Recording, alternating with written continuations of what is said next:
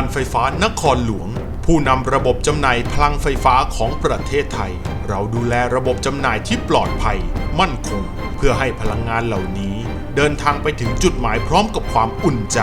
และไว้วางใจได้เพื่อความสุขและรอยยิ้มของทุกๆคน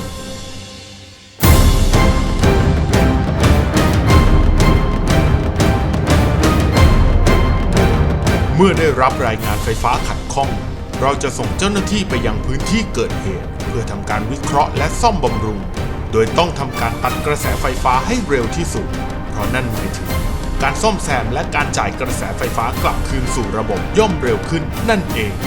โดยอุปกรณ์ที่ใช้นั่นก็คือแคลมสติ๊กที่จะทำหน้าที่หมุนคลายล็อกฮอตไลน์แคมที่เชื่อมต่อกับสายไฟฟ้าแรงสูงออกเพื่อตัดกระแสไฟฟ้าก่อนทำการซ่อมแซมแต่ในบางครั้งก็พบปัญหาว่าไม่สามารถหมุนออกได้อันเนื่องมาจากฮอตไลน์แคลมเกิดออกไซด์หรือตะกันจากการใช้งานทำให้ไม่สามารถหมุนได้ด้วยเครื่องมือแคลมสติ๊กในอดีตเราต้องเรียกรถกระเช้าซึ่งใช้เวลาประมาณ60นาทีเพื่อเจ้าหน้าที่ขึ้นไปคลายน็อตด้วยตนเองซึ่งนั่นหมายถึงอันตรายที่อาจเกิดขึ้นได้ทุกวินาที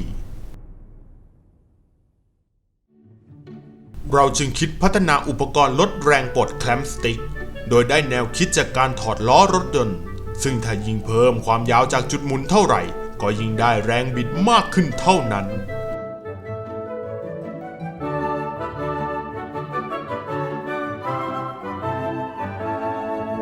เราจึงได้คิดค้นอุปกรณ์ลดแรงปลดแคลมสติ๊กขึ้น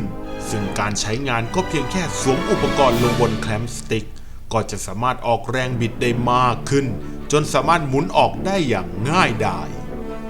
อุปกรณ์ลดแรงปลดแคลมสติ๊กพัฒนาจากขาเหล็กจับล่อฟ้าด้ามเลื่อยตัดกิ่งไม้ท่อหดฉนวนกันไฟฟ้าและน็อตขนาดต่างๆโดยในขั้นแรกทำการถอดขาเหล็กตัวจับล่อฟ้ามาเตรียมไว้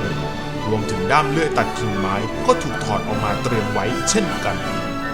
จากนั้นทำการลบคมด้วยตะไบซึ่งอาจทำให้ถุงมือฉีกขาดได้ประกอบขาจับล่อฟ้า2ชิ้นเข้ากับด้ามเลื่อยตัดกิ่งไม้ด้วยน็อต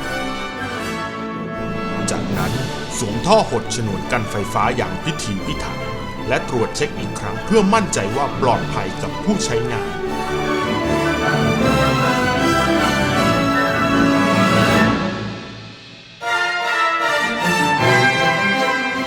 คล้องสายคล้องมือห่วงพวงกุญแจ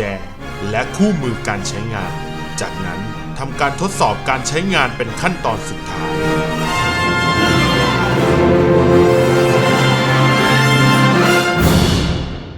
เพียงเท่านี้ก็จะได้อุปกรณ์ลดแรงปลด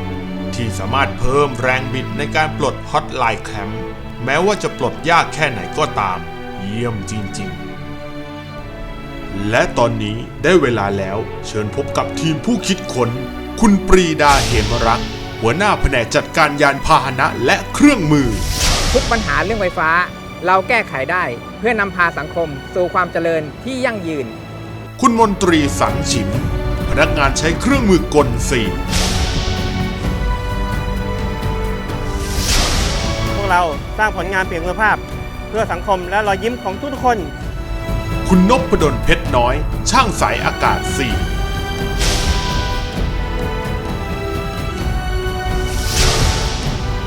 รวดเร็วปลอดภัยจ่ายไฟตรงเวลาระบบไฟฟ้ามั่นคงบริการมั่นใจห่วงใยสังคมการไฟฟ้านครหลวงเฮ้